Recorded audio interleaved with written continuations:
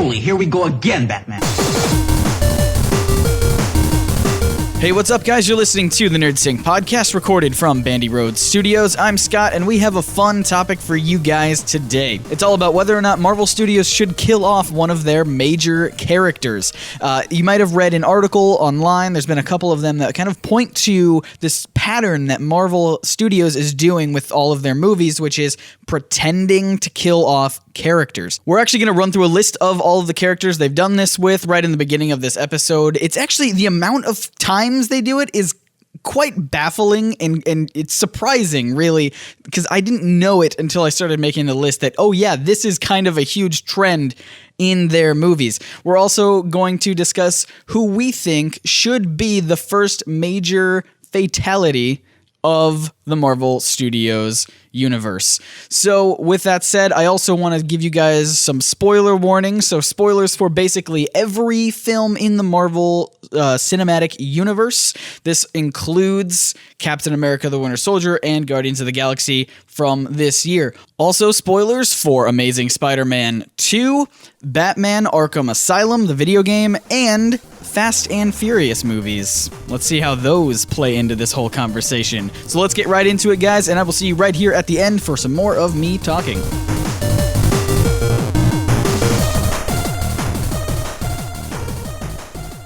So I heard the other day online that people are really bothered by the fact that Marvel can't kill off one of their main people. Especially saw that with Guardians of the Galaxy. Before we jump too far into this, guys, let's introduce ourselves. I'm Scott. I'm Chris. And I'm Bryce. All right, so Bryce, you were talking about Marvel Studios and their inability to kill off major characters. Yeah, it was something I was reading on a blog online, and I kind of noticed it too because, honestly, spoilers for Guardians of the Galaxy, when Groot dies in the movie, I expected him to be gone. Like, I honestly did. I figured, really? I knew that they had talked about making a second movie, but I was like, he got completely obliterated. I figured he was just done. I knew they said they were going to make a second movie, but, you don't have to have the tree that just says, I am Groot. Yes, you do. He's the glue that holds the team together. Okay, maybe. Still, I kind of expected him to just be gone. See, that's interesting to me because throughout all the Marvel Studios movies, I just assume now that nobody dies. So when when Rocket was said to Groot, "You're gonna die," I'm like, no, he's not. And I just never even crossed my mind that Groot would be gone for any more than 5 minutes. And I knew he would just come back.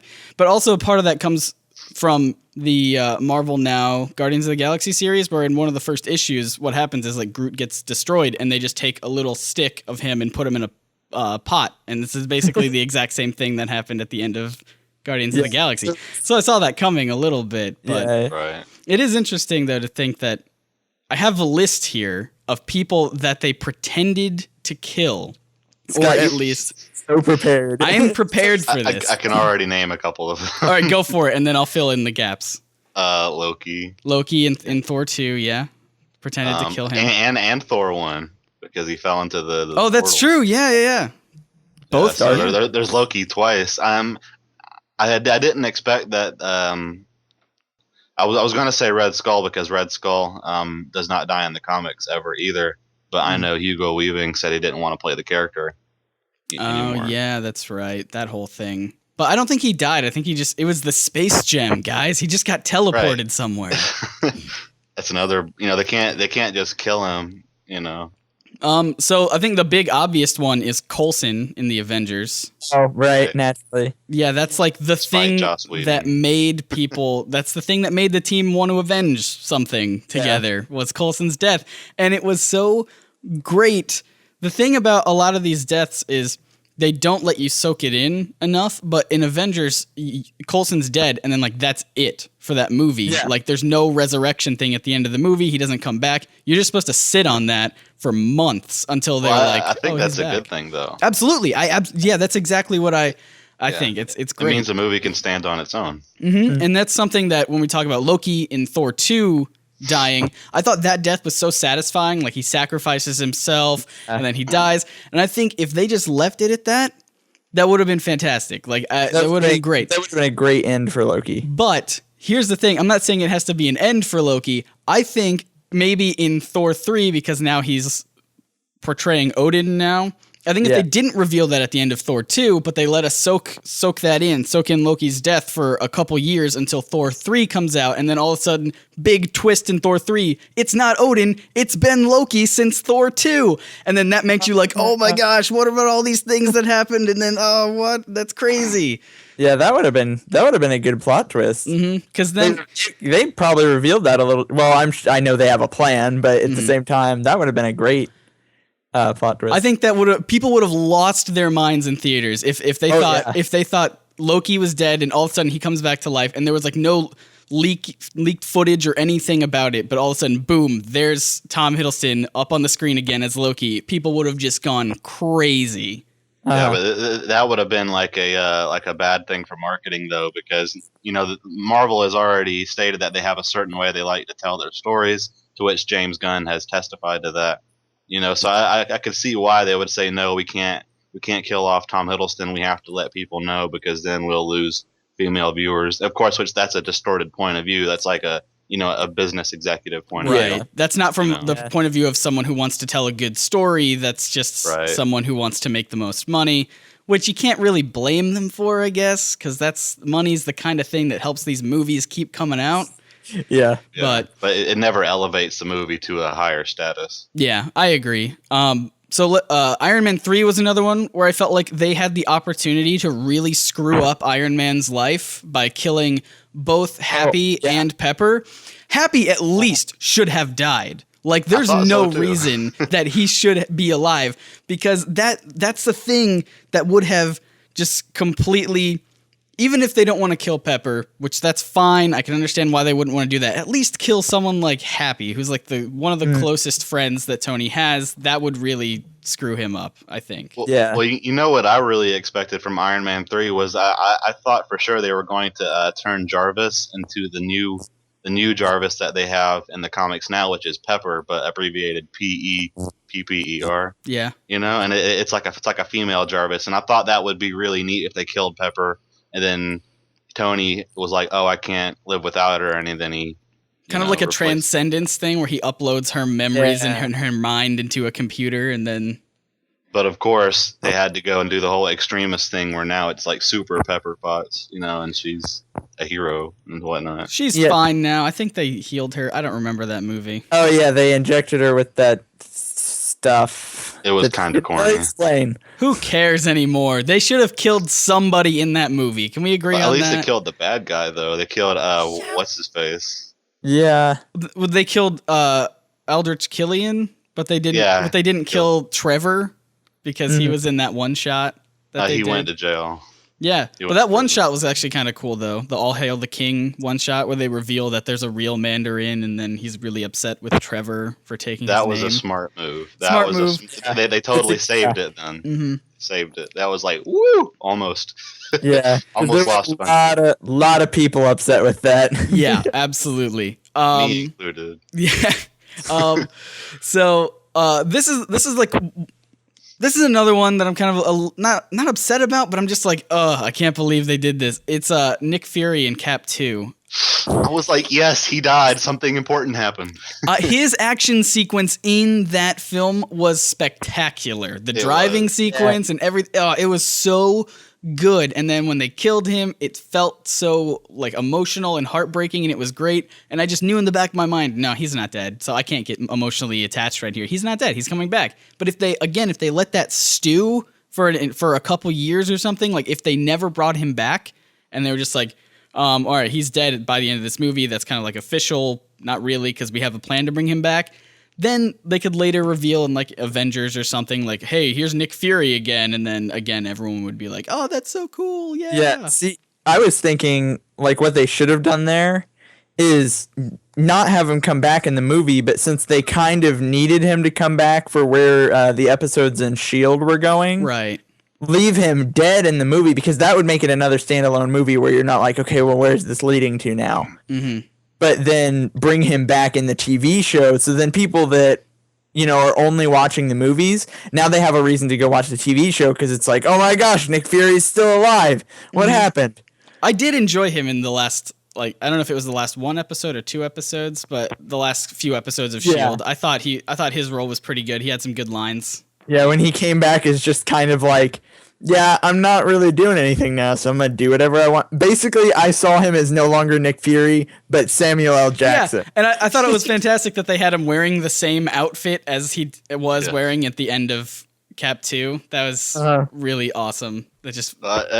I do have a prediction as far as Captain America goes, because I've actually been stewing on this whole character deaths and Marvel thing for a long time. Go for it. I wonder if it's what I was going to say. I mean, I'll admit this would be a really ballsy move for Marvel because, like we've already discussed, they don't like to do anything permanent to kill, marketing. But I think it would be great, and I think they're going to kill off Chris Evans as Captain America to have Bucky replace him because the guy that's playing Bucky, I can't remember his name, Sebastian Stan. Yep. Yeah, he's actually a really good actor. That we've already seen that, and obviously Captain America didn't kill him. So they could do that whole storyline where Captain America gets shot or maybe even dies in Age of Ultron. I don't know. Yeah. Oh, no, he wouldn't die in Age of Ultron. I don't think he wouldn't die in Age of Ultron because I think he still has... He might die in Avengers 3 because he still has 2 movies left, I think. He's only been in 4. That would be good because Chris Evans has already expressed that once he's done with Captain America, he's done with movies for a while. Yeah, so what's interesting, and I'm actually going to be doing an episode about this for Comic Misconceptions soon. For Marvel Studios, unlike other companies that make superhero movies, like other Marvel movies like Spider-Man or X-Men or Fantastic Four, they don't have to keep making Iron Man movies or Captain America movies before they lose the rights, right? Because they just have the rights. So if they want to end Captain America, they can just kill Captain America. If they want to end Iron Man, they can just kill Iron Man, and they don't have to continue making Iron Man or Captain America movies. And yeah, I feel like with Captain America, it's almost really well set up in terms of that how they should kill him or that they are going to kill him. Because if you look at the Marvel Civil War storyline, he gets killed by Crossbones, I believe. And Crossbones was set up in Winter Soldier. Yeah, exactly. So which I thought that was really cool that they did that. I was not expecting that. Oh, I was like, holy cow! They snuck a villain in there. We didn't even see it. I thought he was just a thug. Yeah. You know? And then so that could either set it up for Cap being killed in Cap 3 by Crossbones, or if they want to even prolong it a little bit and have Cap be killed by Thanos in what will probably be Avengers 3, the confrontation. The greatest movie of all time. Yeah. So because there's a really great scene, a really great couple of panels in the Infinity Gauntlet story where Captain America just goes toe-to-toe with Thanos, and they just stare each other down, and they do a couple punches and hits, and then Thanos breaks Captain America's shield, and it's just this awesome thing, and I just really want that to go that scene. I want that converted to movie form. I think Joss Whedon will do us one good, by that. But I'm actually kind of worried for Age of Ultron because as a confession, I'm not 100% familiar with Ultron, but I know of Ultron, but it's not like I've read every comic he's ever been in. And judging from what I've seen from the concept art and everything, I'm not seeing anything to look forward to yet. We don't know anything about it. Really. Right. They haven't released a ton of information about it, which is kind of worrying. But at the same time, it's like, it's Joss Whedon. I can have faith in Joss Whedon. There is talk about in Age of Ultron how there's talk of 2 deaths that are possible in Age of Ultron. Number 1 is Hawkeye, because they've talked about how in this movie he's going to get much more like a bigger role than the last movie where he was mostly just brainwashed the whole time. And so they might kill him off as like a less important member of the team. But then they also might kill Scarlet Witch because she's a new character, and the theory is that she's so powerful and magical that they want to kill her off in that movie before it leaves kind of an open hole in that world where anything can happen. Well, I also read that they're going to have War Machine, that Rhodey is going to show up in Age of Ultron, and I have to say that War Machine is one of my fan favorite characters. He always has been, because he's like a loud and proud version of Iron Man, and he's like, yeah, we're going to go kick butt and shoot missiles and stuff. Of course, Rhodey is toned down a little bit in the movies, but I thought it would be neat if he could have his War Machine moment instead of Rhodey acting in a political manner like he was in Yeah. Iron Man 3. That's I was so- hoping he could have his moment, What if maybe he'll die. Yeah, what if he's in there and he sacrifices himself or does something crazy and that? What if they Yeah. just want to make up for all of the deaths that they haven't had by making Age of Ultron just kill all of these minor, less important characters? I wouldn't say minor characters, but just like kill Rhodey, kill Hawkeye, kill Scarlet Witch, kill anybody who's like not Robert Downey Jr. And then Right. yeah. I have a question about that. I know this is a little off topic, but since we mentioned Iron Man previously, he fixed his heart thing that he had going on in the last Iron Man movie. Right. So now he doesn't have the arc reactor. arc reactor. He doesn't need it. Yeah, does he just like build it into the new suit that he's gonna be wearing? Yeah, I feel like they're all built in with arc reactors. That's how Rhodey's works, right? Because Rhodey doesn't have a thing built into his own chest. Well, they did that in the comics too, where eventually Tony had the surgery. But I think now the thing is he doesn't have to rely on being Iron Man to survive. Now he just is Iron Man because he's Tony Stark and he wants to help the world and whatnot. I'm interested to see how that plays up in the Age of Ultron because I feel like he didn't want to be Iron Man anymore at the end of Iron Man 3. Well, look at what it did, though. It caused him, it almost caused him to lose the two most important people in his life. So, of course, he was going to be like, well, screw this, And I feel like it would have been more never mind. powerful if he actually did lose somebody instead of almost lose somebody. That's what this topic is about. I feel like, permadeaths are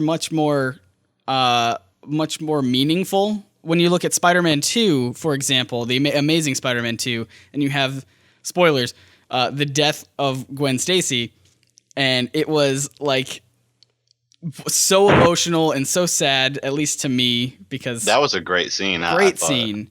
I loved it. It was powerful in the theater, especially because we saw it in IMAX, and when her neck cracked at that last moment, the bass in the theater said crack, and I was like, "What?" That was pretty intense. So that's one of those things where it's like death. Yeah, it's sad and everything, but you need that to, as Joss Whedon says, you go to the movies to see people you love get tortured. I'm paraphrasing here. You like to see the people you love and the characters you love put through hard situations. Like that's why you go to movies. And I feel like if you make it so death isn't a real obstacle, like it's just, oh, you died? Okay, well, we can just bring you back to life in some crazy magic science way. Then it doesn't really mean anything, Like how are the Avengers going to react when all of them find out that Coulson's alive?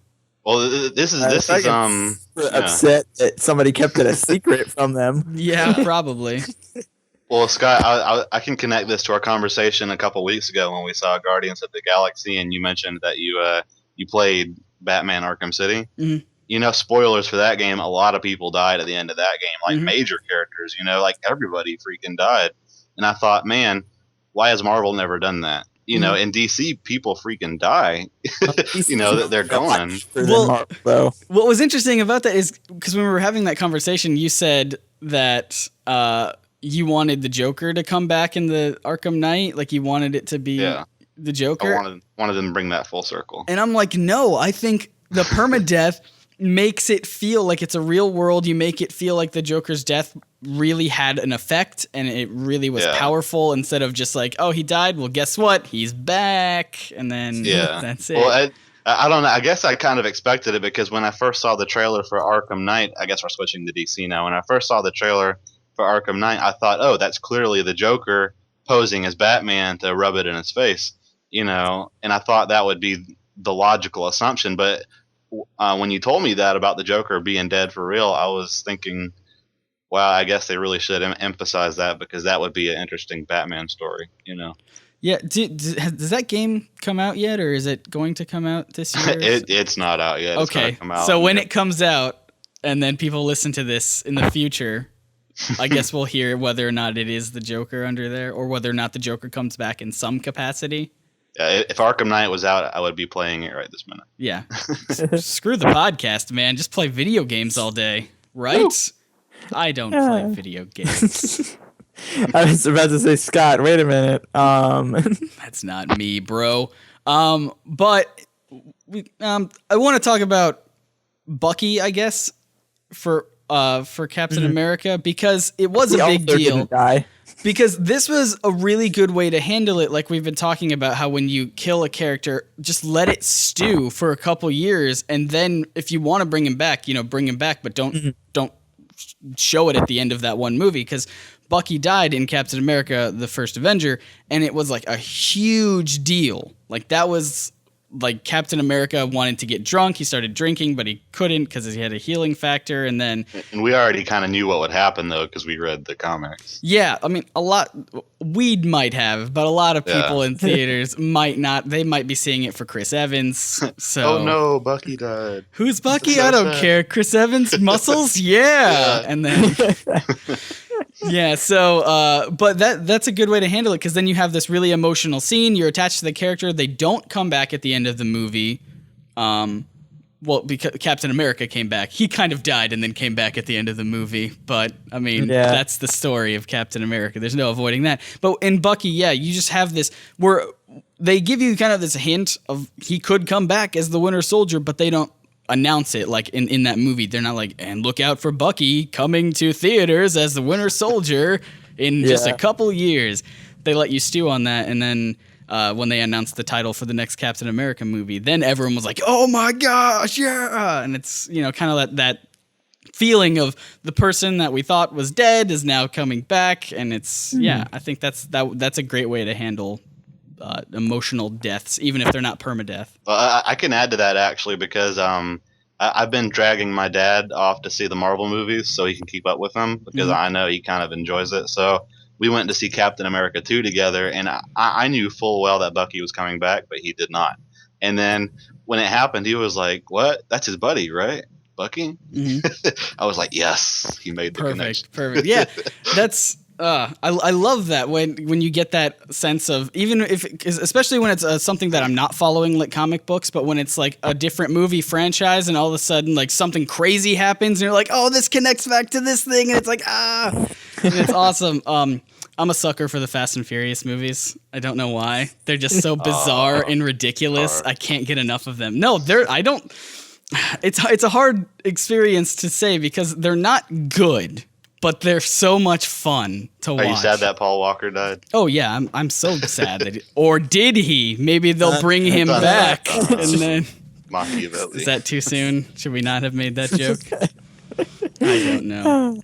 But yeah, at the end of spoilers, a lot of spoilers in this episode. Spoilers for Fast and Furious 6 and also 4, 3. Who cares? They're all connected in weird ways. Yeah. At the very end, they show a character's death from a different perspective, from a different movie, and then they reveal it to be like Jason Statham, and it's like, what? No. That was the most like ridiculous, off the wall. Like everyone was like, wait, what?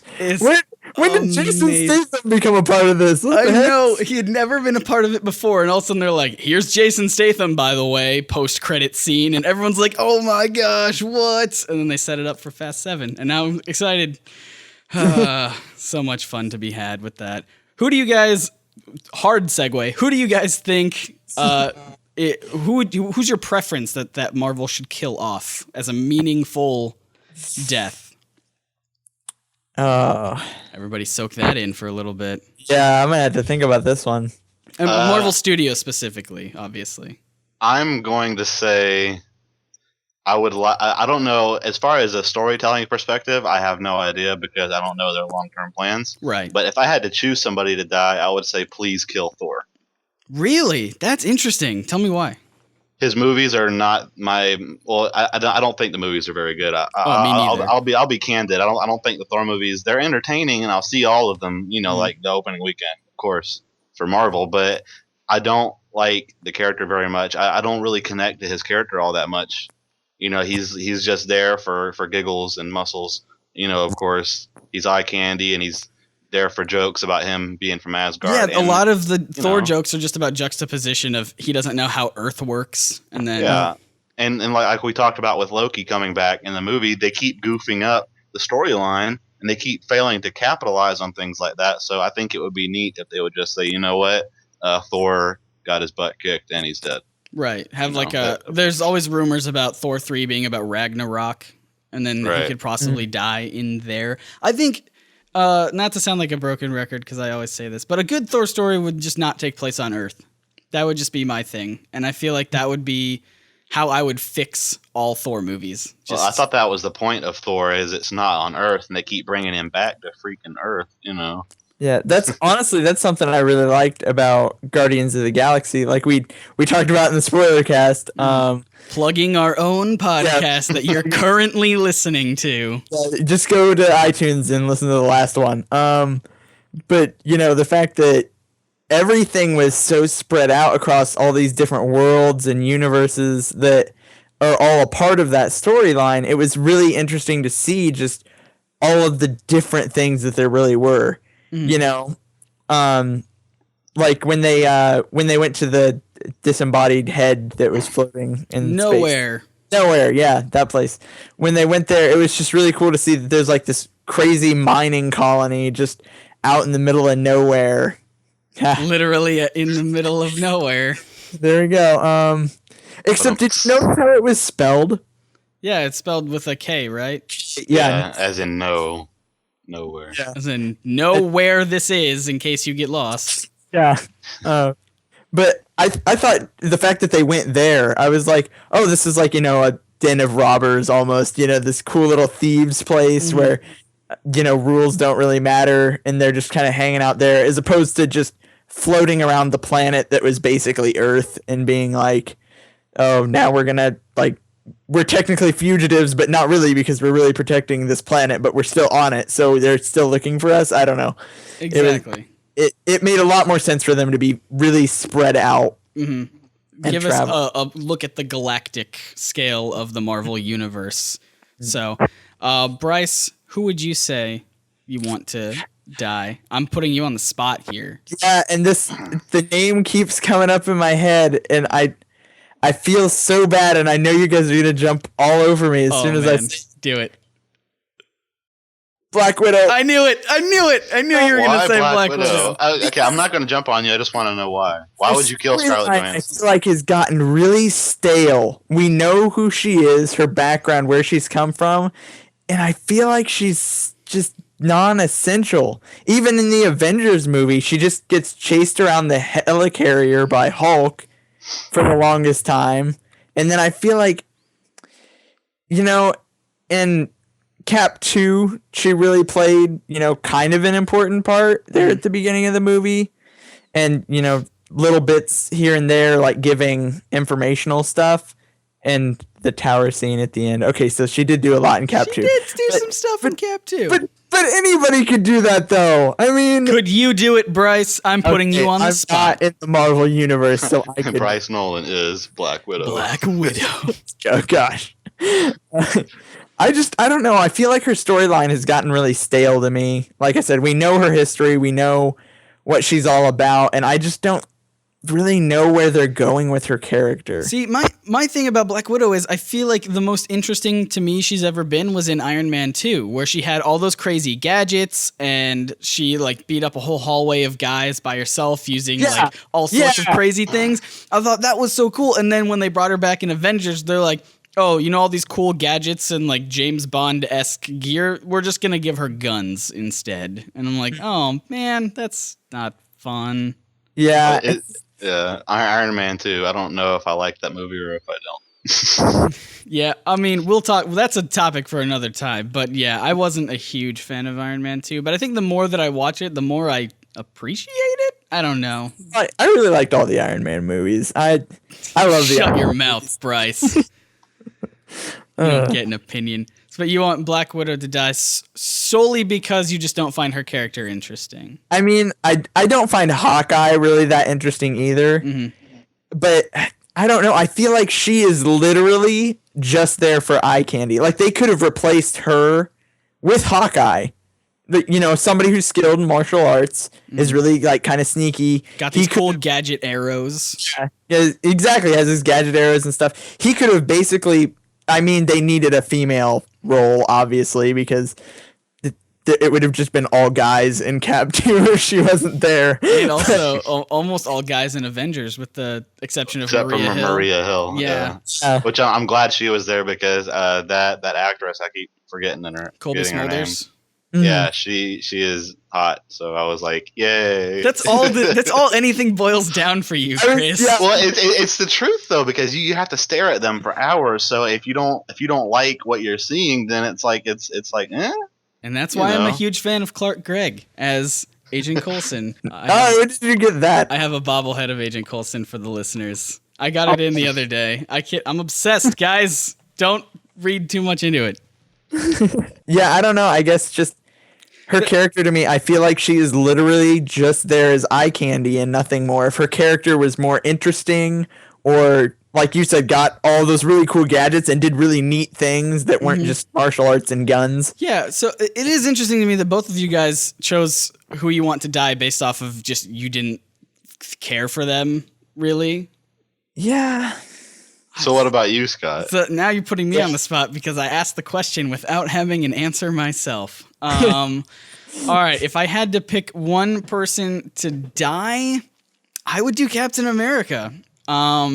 Because, as we talked about, I want to see Bucky take over the role of Captain America. I love Sebastian Stan as an actor. I think he's awesome. I like the Winter Soldier's whole character story arc. So really, for me, it's not necessarily that I hate Chris Evans. I just like Winter Soldier a lot, and so I want to see him step up into the spotlight of taking on the mantle of Captain America. And I think that would be a really cool team dynamic of everyone trying to, if they brought him into the Avengers, everyone trying to be like, well, you're not Captain America just because you have his shield. And yeah, yeah, they'd have to accept him into the fold. That's what I want to see. I want to see them deal with the fact that Steve Rogers is now dead after they bonded and everything. Yeah, and I think so having one of the big main characters like that of Captain America die would really shake up the team in an interesting way. Mm-hmm. I heard there were rumors that Falcon might step up to take on the mantle of Captain America. That's in the comic books. That's comic books, for the books. Okay. But also in the comic books, Winter Soldier took over the Captain America thing. So anything is possible if they want to do that. Multiverse and stuff and reboots and Well, that's an interesting question, though. Do you want them to make Thor a female, Chris? If instead of killing him, what if they changed him into a female? Think of, I know eye candy is important to you, so think of like a good-looking blonde actress to take over as Thor. I don't know. To me, the star power of that would be everything. If they chose some unknown actress like they did with Wonder Woman, they chose some person. She's I've never not heard of unknown. before. She's in all the Fast and Furious. It cycles back. We talked about this. No Fast. Well, that's what I'm saying. Though they would have to really choose a Robert Downey Jr. level of casting thing. They'd have to choose somebody who is, Lady Thor or whatever. And it wouldn't make sense in the movies though, because we've already set up what's the actor's name? Chris Hemsworth? Yeah, Chris Hemsworth. I can't remember people that have the same name as me.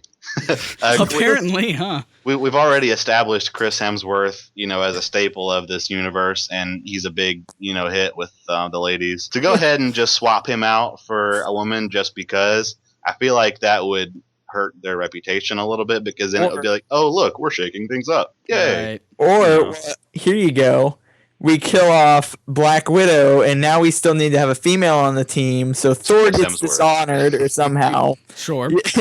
and then we get a female Thor, so now we have another female lead in the Avengers. That way, it's not just a bunch of guys running around. So basically, you're taking out both of your guys' characters that you want to not be around anymore.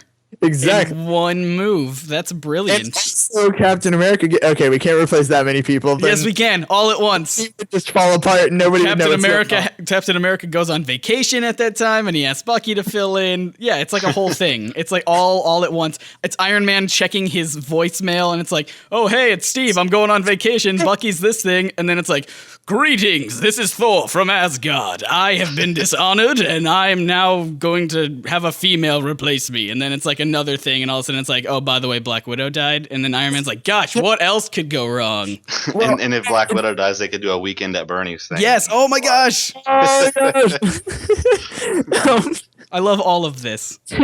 But I even thought about it just now too, though. If we do go with this, okay, kill off Black Widow, replace Thor with the female, get rid of bring in new Captain America, then you're left with Iron Man and Hulk, who are like buds, Science bros. Yeah, they're like best buds in the movies now. So that would, you'd have that really close friendship there between them, and then now you got all these new people that we're trying to work into it. That would be a really interesting dynamic. Yeah, that would be interesting. It's funny to me that we just mentioned Hulk like the first time in this podcast, because I feel like deep down we know that you can't kill Hulk. Yeah, you can't. It has so much potential for Hulk in these movies, though. There's so many ways that they could expand Hulk, and they keep sort of flubbing up Hulk. With the mediocre movies. I feel like I like how it was in Avengers, though. Yeah, Avengers is the best Hulk movie. I think for obviously. Sure.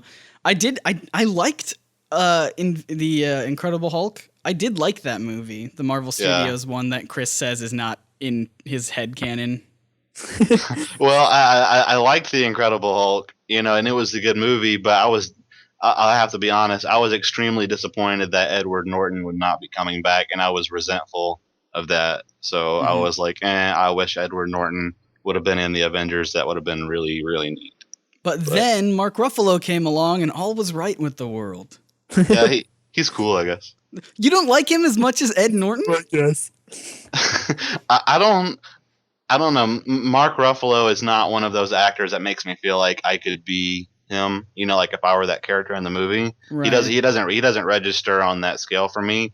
Like, I don't really connect with his characters a whole lot for some reason. Okay. I do feel like Mark Ruffalo has more of that sciencey vibe, though. Like, he feels like he's a scientist versus Ed Norton does not feel like he's a scientist to me.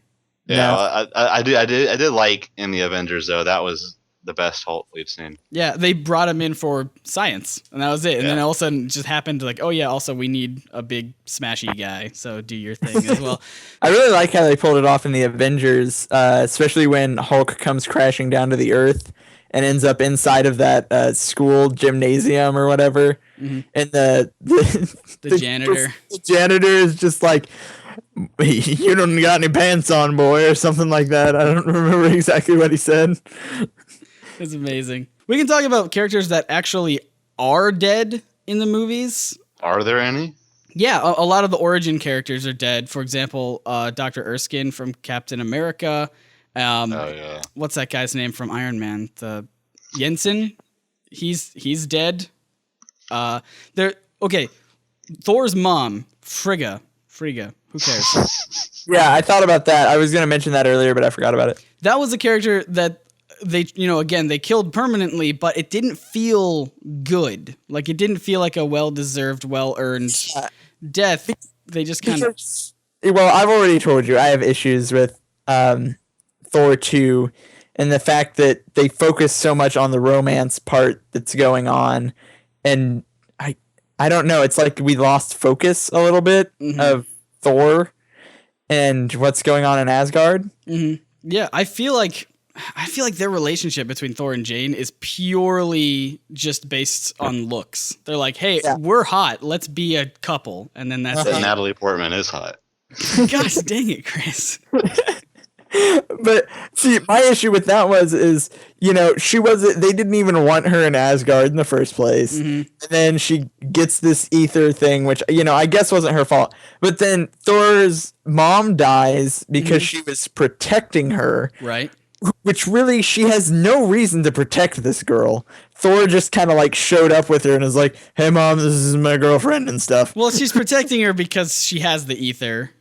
And so they're trying to stop Malekith from getting it. But I get your point. It's like, I don't know. I feel like it just felt awkward almost. Yeah, the death felt like they made her be really cool a little bit. Like Frigga, they made her be really cool at first. Like she cast a enchantment thing or did a cut sword. Who cares? And then that's me describing action for you.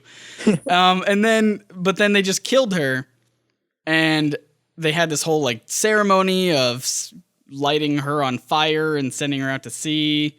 And I feel it's supposed to be emotional, but it just wasn't. It didn't feel emotional. No. I was more at that point. I was more focused on how it was affecting, like Loki, especially. Yeah, that was a cool scene when they cut to him and he was just like so distraught and Oh yeah, and he looked like he had it all together. And then, was it Thor that confronted him? He was like, I can see that this is a hologram, or I can see through whatever you're doing. And he makes it go away, and he's just like over in the corner. His room is trashed. Mm-hmm. His like foot is bloody for some reason because he just likes to kick things. I guess I don't know. Loki, trickster god, more like kickster god, right, guys? Who's with me? Well, it was really cool to see him lose his cool, though, after being so pious and, well-dressed all the time. Yeah, I feel like that's what was supposed to make the death relatable, was seeing how it affected Loki, because, again, like, all the girls only care about Loki. And so when we cut back to that, everyone's like, oh, I guess we are supposed to be sad, because Loki's sad. Now that Loki's sad, I'm sad, too.